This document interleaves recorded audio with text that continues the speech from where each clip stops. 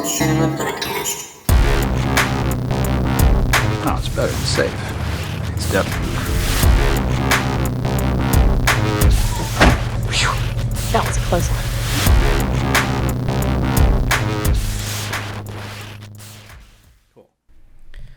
Hello and welcome everybody to episode 30 of the Cult Cinema Podcast. I am Gage. I'm Ashley. And today we are finally in the 21st century talking about Quentin Tarantino's 2007 film, part of the Grindhouse double feature, Death Proof. What'd you think? I enjoyed it quite a bit. It's notorious for being what many would consider to be Tarantino's worst film. Tarantino is out and spoken against this movie, saying that it's his worst.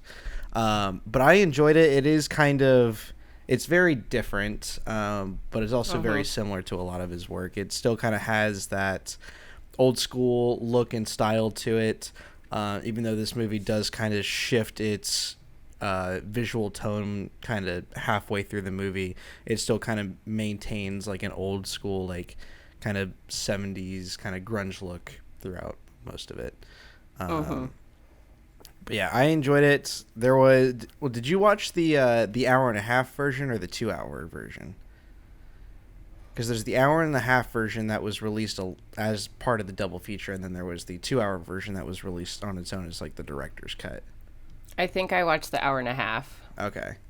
I ended up watching the 2 hour version, which from my understanding, the only main difference is that there's a little bit more dialogue in the second one, or in the 2 hour one, which definitely feels like there's a lot more dialogue than there needs to be. But I feel like, a lot of Tarantino movies have that. We were talking about when we did Reservoir Dogs, how a lot of the movie is just people standing around talking to each other. And that's kind of what a good chunk of this movie is as well. A lot of dialogue. It's a little bit more faster paced, I think, in the first half. Because it does kind of go from slasher film to car chase film, kind of halfway through. But yeah, this is my first time seeing this movie. Is this I assume you've seen this one before? Yeah, I've seen it a few times. Yeah, I have yet to see Planet Terror, which is Robert Rodriguez's film that was released alongside this. But right. I have seen the trailer for it, and that movie just looks absolutely fucking bonkers. It is. It's so bonkers. But we're doing it next, so you'll get to see it. Yes, I am looking forward to it. Yeah, it looks so... I didn't know Bruce Willis was in that movie, too. Yeah, just for a minute. Yeah. But yeah. So as we mentioned... This movie was released as a double feature that Tarantino did with Rodriguez called Grindhouse, which is very much kind of set to pay homage to the kind of Grindhouse genre or exploitation films that were made in the 60s and 70s, and double features that were made in the 60s and 70s, drive-ins and independent cinema, and this was kind of a callback to that.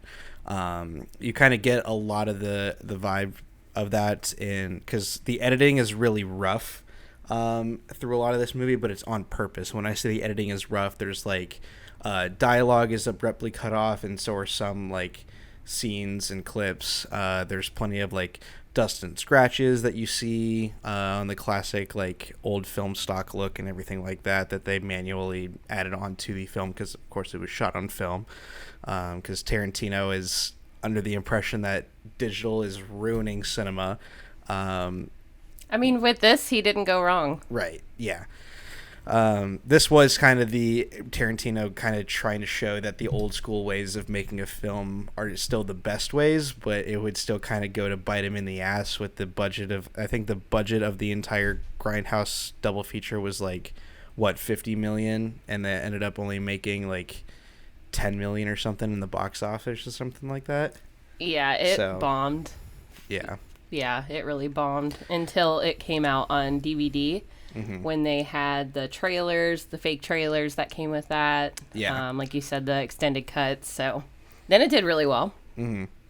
For sure. Speaking of one of the fake trailers, there's a bit in Death Proof where they're all at the bar at the kind of near the beginning, and they're all toasting, and Eli Roth character goes to Thanksgiving, and Thanksgiving being one of the fake trailer that he made for this, which I thought Yeah, I have the whole really rundown funny. of all the fake trailers. Yeah. And who directed them. I think it's funny how they ended up turning. I know Machete ended up getting its own film that Robert Rodriguez did, but somebody also made. It's more of an independent film, but somebody also made Hobo with a Shotgun, which I thought was pretty funny. The other ones are a little like Don't and Werewolf Woman of the SS. Those ones are a little too obscure, I think, to really kind of pull off a real like feature length movie. Yeah. But yeah. I did a little bit of a synopsis breakdown longer than we've been doing, only because I wanted to touch on a couple things throughout the film that if I didn't tell you how the plot was going, you wouldn't understand where that was coming from. Sure. But well, let's go ahead and get into it then. Just throwing that out there ahead of time, because it's a little bit longer for sure. It's all good. So, yeah, we kind of talked a little bit about Grindhouse in particular, 60s, 70s. It was just a primarily low-budget movie phenomenon that was kind of happening around then. They're mainly horror movies, but there's still some that aren't. There's some definitely like crime movies, some car chase type movies too that definitely fell into that Grindhouse category. And then we mentioned a number of fake trailers. So Machete and Machete Kills, which, like you said, do get made. Machete released in 2010 and Machete Kills in 2013. Both are not bad. I haven't seen them. I just remember seeing the trailers for them and just seeing how fucking bonkers they look. But they're still Grindhouse, yeah, for sure. And yeah. I do think it's cool how they ended up, like, it was started as a fake trailer and made its way into being an own movie. Like, you know, how SNL has their skits that end up getting developed into their own movies and stuff like that. So that's pretty cool. For sure. I agree. Then, like you said, Werewolf Women of the SS, directed by Rob Zombie, of course, featuring his wife, Sherry Moon Zombie, because she's in literally everything he does. He was really close to making that as a feature length. He had about an hour, worth of script. So I wouldn't be surprised if that pops out somewhere before he, kicks the directing bucket and he's like, I'm done. I don't want to do anything else. It might pop up. Don't by Edgar Wright, who's one of my favorite directors. Yeah. And, of course, featuring a lot of his reused cast as well, like Simon Pegg, Nick Frost, Shaun of the Dead characters, Hot Fuzz, all Edgar Wright films. Thanksgiving by Eli Roth, which, of course, is the most fucking graphic and disgusting trailer, because he is, in fact, a psychopath, and I think we all know that now. I do think it's probably the funniest trailer, though. It's disgusting. I think it's kind of funny. And he's gross.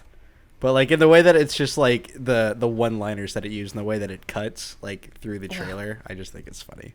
I mean, fair enough, but he is so gross. And he hates everyone that he shoots, clearly, because he makes them die in horrific ways.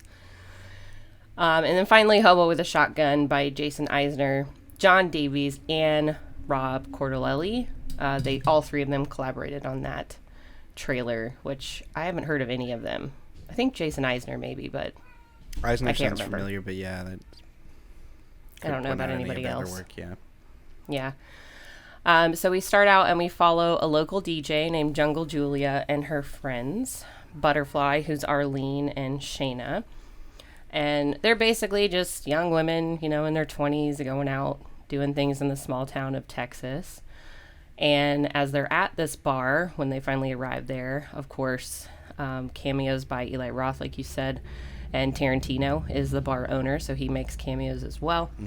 The one thing that is common in this film, which is common in all Tarantino films, I think kind of aside from the Kill Bills and, basically just the Kill Bills, the female gaze that completely overtakes a lot of these scenes with women where you just see ass, tits, the one thing that no one's really looking at the moment, but Tarantino is. Or Tarantino's case, feet. There's so much feet in this movie. So many uncomfortable shots of just women's feet. But because they're in a bar. Yeah. Let's just remember that. The bar has clearly a wooden floor, and it's in the middle of this small town in Texas. Do you think that shit's clean at all? No.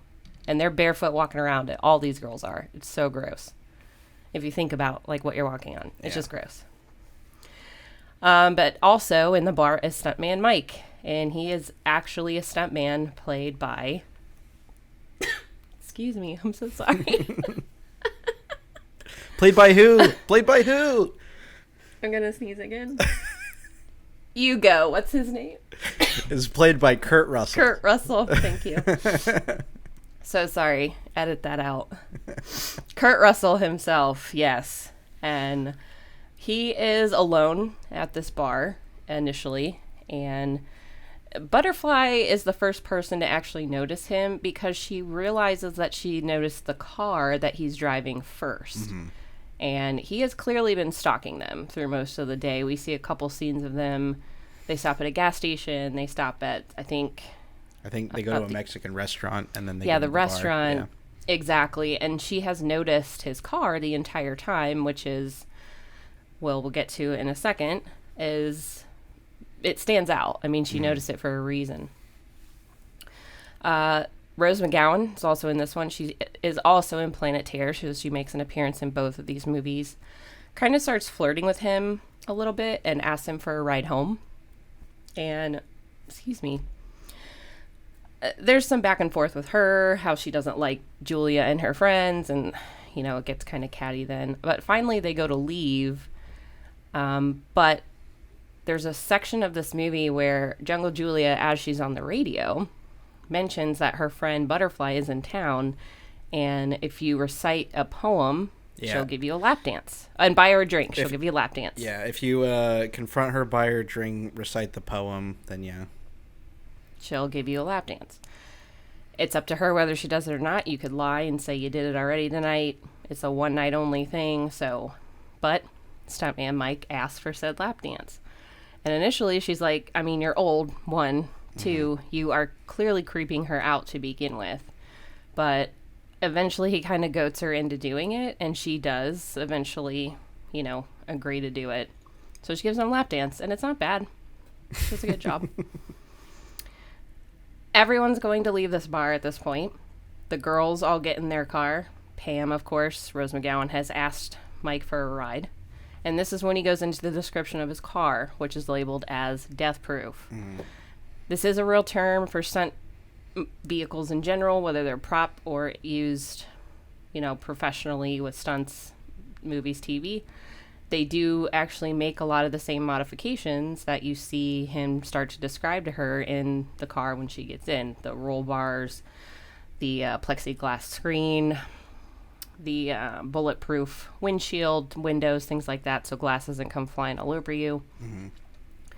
But no sooner does obviously she get in the car that he takes a very creepy psycho turn and basically kills her by stopping and going pretty quickly in the car. Yeah, because there's no real car seat. It's basic because it's not designed to have a passenger because it's a movie car. Usually they just have a camera mounted in there. So she's basically sitting on this metal pan. There's no seatbelt or anything. So yeah, he's just whipping her all across the car. Yeah. And he kills her, of course, in the vehicle. And then, of course, the most graphic part of the movie, I won't go, obviously, too much into detail. It's super gross. It's very graphic. But he does cause a head-on collision with Jungle Julia and her friends in their car, killing all of them instantly for the most part. He does survive, but as he is in this hospital, the police who are there to obviously investigate what happened think that he did murder these girls, but they obviously just can't prove it. Right. Because he doesn't. When he's at the bar, he makes note that he doesn't drink at all. All the drink, and so that was part of the reason why they we confront the bartender. He'll say he didn't have a drop, so the girls were clearly drinking and smoking, so it's easy to just put the blame on them and say that they were the ones that caused the accident. So exactly, and that's what it looks like. It looks like a bad accident. And at that point, you can't tell who hit who. It doesn't matter. But, if you look at it, I know it's a Tarantino movie, and you're not supposed to look at it realistically, especially in the genre that it's in. But, you would... when at a collision like that, they're going to investigate, okay, how fast were these cars going in order for this type of collision to happen? And it's clear that both cars must have been going close to, 80, 100 miles an hour. Well, you also have to think about the condition of the girls in the vehicle. So remember that Jungle Julia's entire legs are hanging out of the window as they're driving. So those get obviously hacked off. The driver doesn't turn away at all. So she and the girl directly behind her, which is Butterfly, get that, tire aspect. And then Shayna had no seatbelt, so she obviously goes through the windshield. Yeah. So even if they weren't going, let's say 80, because he probably was. He was probably going he was going much faster than they were. I don't think that would matter at that point, unfortunately, based on the fact that they weren't, driving super safe. Yeah. That too, yeah. You can only hope they all died very quickly, because it's super graphic. But I do also want to mention there's tons of crossover in these movies between the two. So when we watch the other Robert Rodriguez, you'll see the hospital is the same, the bar's the same, some of the characters are the same. So, of course, being a Tarantino movie, there's a lot of crossover with some of his other movies as well. Sure. Where they with actors, that and stuff that they mentioned, like cigarettes that they're smoking, are the Red Apple cigarettes that are notoriously used in Tarantino films, and the mention Stuntman Mike mentions that one of Julia's billboards is by the Big Kahuna Burger. Right. And the use of tasty beverage, tasty burger is often used in Tarantino movies, and that's used by Tarantino in the bar scene when they are all doing a shot. So. True. A lot of the same dialogue, a lot of the same aspects, of course, carried over. So we cut to 14 months later, comes across the screen, and now there's a new set of girls that he is clearly stalking. He is following them from location to location. I don't know how he gets onto these particular sets of women. We don't get, that kind of a background on how he finds these women in particular that he starts to stalk and then eventually kill. I think it's just that he, catches them at a glance and then immediately is if he... likes them, he immediately goes for them. Because this second group of girls, he kind of just pulls into the parking lot of this, drugstore or whatever, and they just happen to be sitting in the one over, and it's not until after he, pulls out that they actually notice his car. Oh, that's true. Yeah, it could be. You have to assume it's one of those split decision type things, all right, I'm going to kill you today. These girls, though, are much different than the first set of girls in very specific ways, and this is something Tarantino talks about in a lot of his interviews for this movie. We have Jungle Julia and her friends who are more partiers, they're more outgoing, things like that. Not that these girls aren't, but we don't see them doing a lot of that in their, last section of this film. And these women are all actresses and stunt women themselves. So that's a very parallel contrast to the other women that he...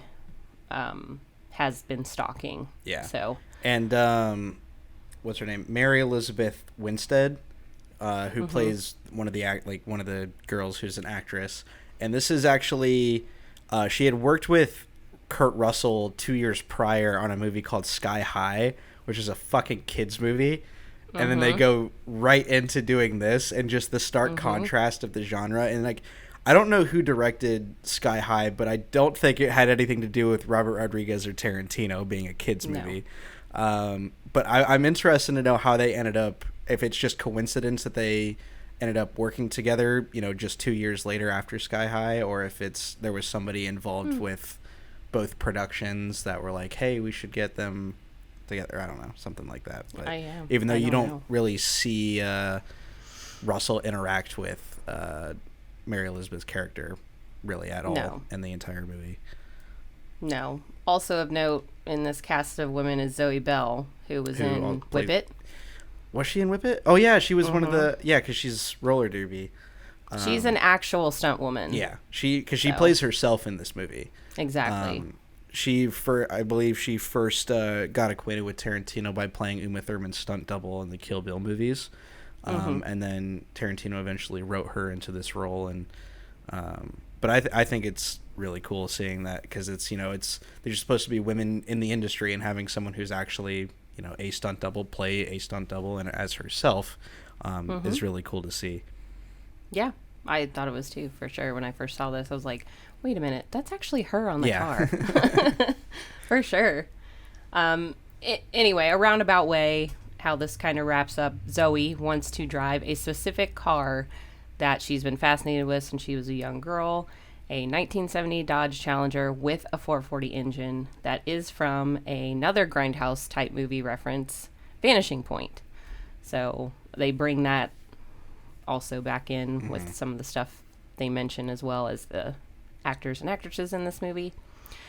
She's already found a guy that has the car. She just wants to test drive it. Initially, they get there and she is trying to convince Kim, who is another stunt woman, that she wants to do this like crazy stunt, but we need to get this hillbilly guy to, let us take this car out by ourselves. And Rosario Dawson, who is Abernathy, is not wanting to get cut out of things. For some reason, she wants to go with them.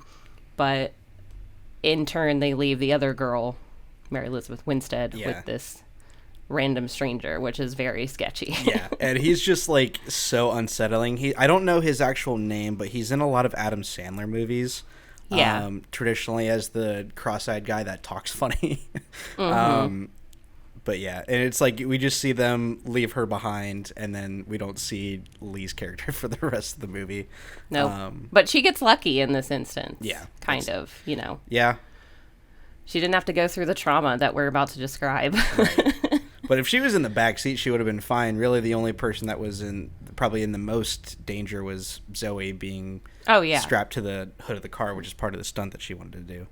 Yeah. So basically, the stunt is 2 belts strapped onto each side of this car, around the door and around the frame, which I think is kind of important to note. They note it, so maybe that's important as like a stunt thing, so the belts don't break, or I don't know.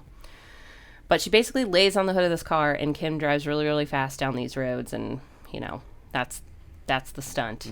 Inherently, it's not dangerous. They know what they're doing.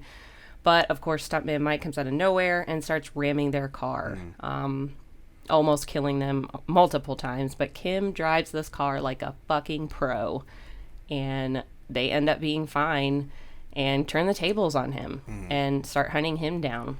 And ruin this car, by the way, that she was just test driving. But still. This is also, like, especially once they first kind of interact and the car stop for a second and Kim ends up shooting Mike in the arm.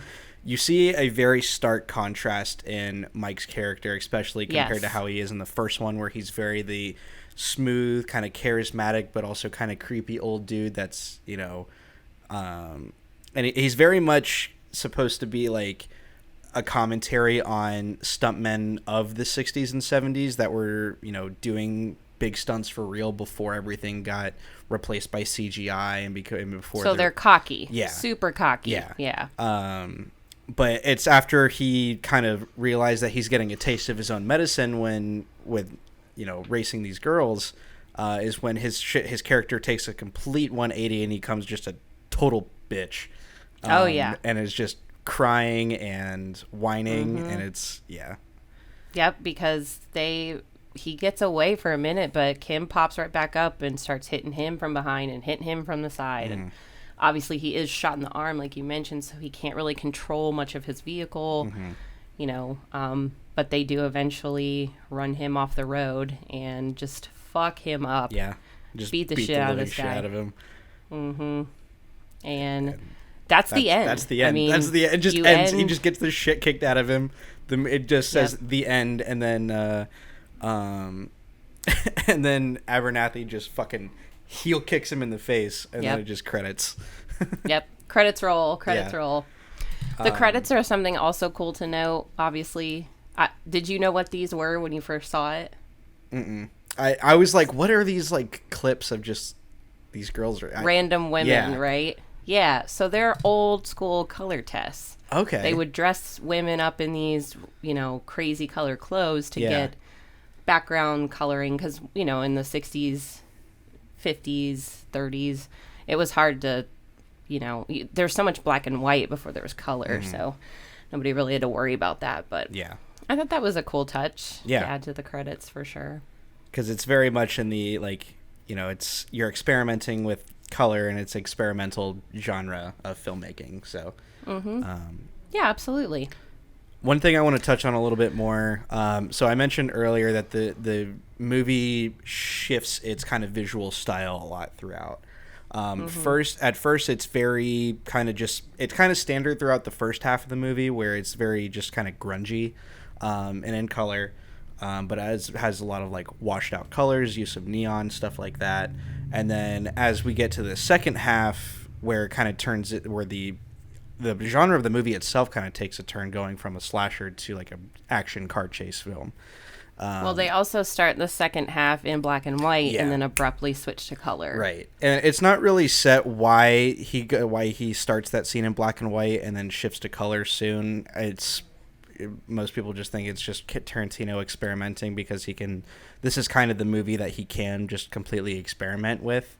I think it's to contrast what's about to happen, because he clearly won against this other set of girls, killed all of them. Yeah, that was the goal. And then this one, he dies himself. Yeah, that's true. But yeah, I might be reading too much into it. But it's well, the first part does look very grungy with the use of like dust and film scratches and everything like that. While there is a little bit more of that, there is still some in the second part. There's a lot less of it, and it is a lot. It's a lot cleaner. Exactly. Yeah. In the second part. Agreed. But I don't know if that's just because that's also like that second part probably has a lot more production value behind it with the level of, stunts and chasing that they were doing. So it probably just made sense for them to make the image higher quality, since they were actually doing, what only big Hollywood studios and directors would be able to pull off at that time, at least safely. Because we know that, Mad Max was done for a low budget, but then their stuntmen were paid basically nothing. But we're getting fucked up left and right. But it's also Australia, and they're just kind of doing that shit out there for fun anyway. So yeah, well, that's funny you mentioned that, because Zoe is Australian.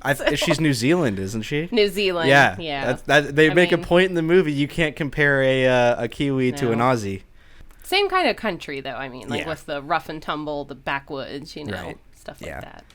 Yeah. So one thing I did see here, that apparently Tarantino's first pick for stuntman Mike was not Kurt Russell, but Mickey Rourke. Which I think would have been okay. I think would have been good, especially like seeing him in what was it, Sin City, that just came out a couple years prior, which is another movie that Tarantino and Rodriguez had collaborated on. Right. But apparently they had a bunch of issues with Rourke's agent, and they were being super shady and not responding. They were like, all right, we'll give you this time, just, approve or decline. And they completely blew past that deadline, and they were like, all right, fuck it, we'll find somebody else. And they sent Kurt Russell the script, and he loved it. And Kurt also had a bit of a background in stunts to a certain extent, having done like some intense car scenes and horse racing scenes and stuff like that. So it worked out really well. And I do think Kurt Russell, especially when the way that he acts like a bitch at the end, I think it pulls that off a little bit better than Mickey Rourke would. I think it would still just be Rourke just kind of like grunting and trying to be tough about it. But I think it's funny that Russell spins it a little bit more. I agree. Yeah. This was also Tarantino's first film that he was the director of photography on, besides just writing and directing it. So he's actually the one handling the camera as well, compared to having somebody else. Now, he did, because he was filming with Rodriguez in his studio in Texas compared to Tarantino's traditional setup in California, he didn't have his traditional like crew and team that he usually worked with. So it was a lot of just kind of working with, Rodriguez's people and the people that he had available. But Sally Mankey did do the edit for this, and she's the one that's edited a majority of Tarantino's films. Yeah. But yeah, so that is pretty much most of what I got. So you mentioned that you got some fun facts as well. I have a whole deep dive into Grindhouse history. Let's do it. I'm so down. I'll try to not go rambling on and on. I just highlighted the first paragraph of Grindhouse from the Wikipedia page and put it in my notes and called it a day. But One of my sources is actually a really cool YouTube video that we'll link down in the show notes. I totally recommend watching it. It goes into a really cool history of Grindhouse films and how they got started and everything. So highly recommend. So that's where I got a lot of this information from. But just a quick recap of history. Grindhouse films are also called exploitation films, mainly because of their uncut and unrated material. And they specialize in tons of sex, tons of nudity, gore, violence, things that are not, seen in major films. At least they weren't back in the 60s and 70s when these started to become more popular. Nowadays, we see a lot of that either way. Most of these are low-budget films. They would not play in theaters today, I'm sure. And they'd likely receive NC-17 ratings. So if you happen to get your hands on some Grindhouse films, keep those suckers. They're hard to come by, for sure. They also feature anything, super overly sensational, but sometimes they even focus on stuff that's really bizarre or odd that you wouldn't just normally see in a film. A good example is Clockwork Orange. Okay. That is considered an exploitation film where it's not super gory at times, but it has that really eerie, creepy, weird mayhem and bizarre vibe to it all around. So even though since the 90s this genre has received attention from I'm not going to say this right. From the Oscars and stuff, they've received some praise. It's still considered really taboo to make any sort of grindhouse or exploitative film. So a couple of films that are super famous at this moment, though, that carry that title, like I said, Clockwork Orange, Reefer Madness was a big one back in the 60s. Repulsion, Carnival of Souls, also a great grindhouse, low-budget horror. All these types of movies, even though they have a horror kind of background, there's some kind of gore to them. They don't always follow normal horror genre. Well, wouldn't Night of the Living steps. Dead be considered technically a grindhouse film? No. Straight horror. Grindhouse, you have to have 3 specific things in order to be considered a grindhouse film. 1, some of it is horror related, but gore in general, like some sort of, nastiness. There has to be some explicit notion of sex or drugs. Okay. Whether it's seen or, again, female gaze, male gaze, things like that. And then the low budget aspect of it, which Night of the Living Dead, of course, that checks that box. But maybe Return of the Living Dead would probably be a closer fit. For sure. Because that one is very over the top in its use of, violence and sexual content, at least compared to Night of the Living Dead. I would say if you would Google some famous grindhouse films, it didn't come up when I was looking for that, but that very well could be in a list somewhere that someone considers it that, I would guess. Yeah. For this film, in the series of grindhouse films in particular that, they did together, this hits all those boxes. It overly sexualizes women with the first set of girls. Lots of forbidden things like alcohol and drugs. It's overtly gory in a section, but not throughout. Yeah. And the entire, voyeur nature of the film with Mike stalking his prey and similar to that of a serial killer, which, of course, nobody really liked talking about. So, and then finally, the revenge on Mike after these women kind of win, and their gory nature of killing him. So, all in all, it hits all the good boxes for a grindhouse film. So, well done in that aspect, Tarantino. And then some fun facts.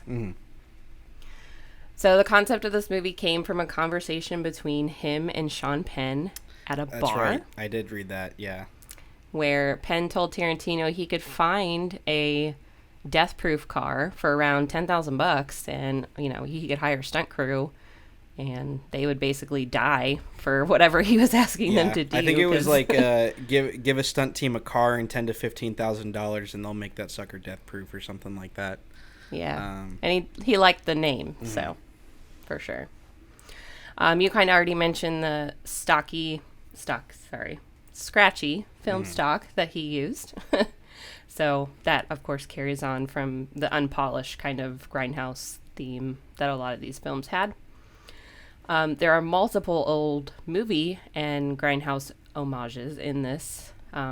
You talk kind of about Stuntman Mike in the Chevy Nova that he is first driving when he kills the first set of girls. The license plate number on that is JJZ109, which is the same as Stephen McQueen's Mustang in Bullet. Okay. None of this stuff we're going to probably know about except for the last one, but Tarantino drops a lot of these little nuggets from like old racing films in this film. The Charger, so who had the Charger? I think that's his second vehicle, isn't it? Well, isn't the Dodge Charger that's the white car that the girls take, isn't it? No, I think he has a Charger too. Okay. At the end. Well, theirs is a Dodge something. Yes, you're correct, Yeah. but I don't think it's a Charger. But that license plate is the same as the General Lee from the Dukes of Hazzard, the original film series. So just kind of something cool to point out there. There is a scene that was shot but ultimately cut from the film, which featured Stuntman Mike masturbating after he killed the first set of girls. The implication that he gets sexual gratification from murdering females, which I'm not mad that they cut. Right. Yeah. I think he's creepy enough. I think we can. Yeah. Yeah. But also, I am not at all surprised that that's something Tarantino did. Oh, yeah. No, 100%. That sounds like Quentin. Yeah. Yeah. The jukebox, which is in the first bar that the girls are in, which is named the Texas Chili Parlor, is the exact same jukebox in the beginning scenes of Natural Born Killers. Tarantino has used this jukebox in a couple things. It's also featured in Pulp Fiction, in the restaurant, where Mia Wallace and Vincent Vega start dancing after she plays on it. So I guess he's just used this jukebox all the time. Yeah. I mean, makes it easier cool. for not having to purchase or pay a prop department to build more props when you can just use the same thing and then use that to tie your universe together. Yeah. And now he owns it. It's in his house. Yeah. So, I mean, I would keep it, right? Right. Death Proof is Tarantino's only movie that appears in chronological order and has no flashbacks, which I didn't think of until just now. Holy shit. Yeah. Yeah. Huh. It's the only one, which is crazy to think about. Well, I guess like flashback scenes weren't very prevalent in the time that Grindhouse was really around. I don't think the use of flashbacks really started getting used until like the maybe 90s, like consistently in cinema. Could have, yeah. And then finally, the poem that Jungle Julia tells her listeners to recite to Butterfly in order to get that lap dance is an excerpt from Stopping by Woods on a Snowy Evening by Robert Frost. It's also referenced in a 1970s thriller Tell Fan, which is also a Grindhouse film. And the poem was used as a signal to activate Russian sleeper agents. So it has a few different meanings to it as far as this movie. Yeah, so I thought that was a pretty cool fun fact. And those are my fun facts. All right. Well, I got one more little thing here that I forgot to mention. So, oh, sure. Tracy Dashnaw is the stunt driver that does a lot of the work for Kim's character, who is Tracy Thomas, who plays Kim. So she does a lot of the stunt driving for her, but they also brought on Chrissy Weathersby, I think it is. Tarantino was adamant that they have another stunt driver, one that is also black, as Kim character is black, young and somewhat inexperienced in the industry, because they wanted to be able to, because in Tarantino's words, there wasn't a lot of people looking for black stunt drivers, because not a lot of movies are being made with black people doing car chases or car chases in general, so there wasn't a lot of call for them. But he felt that this would be a good opportunity to bring in a young stunt driver who wasn't really experienced and help give them that experience. And so Chrissy Weathersby was brought on to also do some of the stunt driving for that. So that's pretty cool. I always respect the fact that, big name directors bringing in inexperienced talent to give them that experience to help them make their way in the industry. So that's always really cool. Yeah. As creepy as Tarantino is to me, he has throughout his career made a very big name on himself for doing things like that. He will find nobodies and put them in huge films that then obviously catapult their careers down the road. So absolutely. Good on him for that. Yeah. But that's pretty much it. Yeah. All right. Well, I'll have more Grindhouse stuff for the next one, too. I cut it off because I was like, you got to save some. Yes, so we will be doing Planet Terror, which is Robert Rodriguez's film that he did as part of this double feature. So we'll be doing that for the next episode, so you can all tune in for that. But I do want to thank everybody for tuning into this episode of the Cult Cinema Podcast while you're listening on an Audible platform or watching the videos on YouTube. It's always appreciated. If you have any suggestions for what movies we should cover in the future, feel free to leave them in the comments or in your review, and we'll definitely take a look at those. Make sure to check out the Instagram. You'll get a little sneak peek anytime the episode goes up, so that way you know what you're getting into before you listen or watch the entire episode, so you can choose whether or not it's an episode that's going to be for you. But that is pretty much it. Thank you again, everybody, for watching and listening, and we will see you in the next one.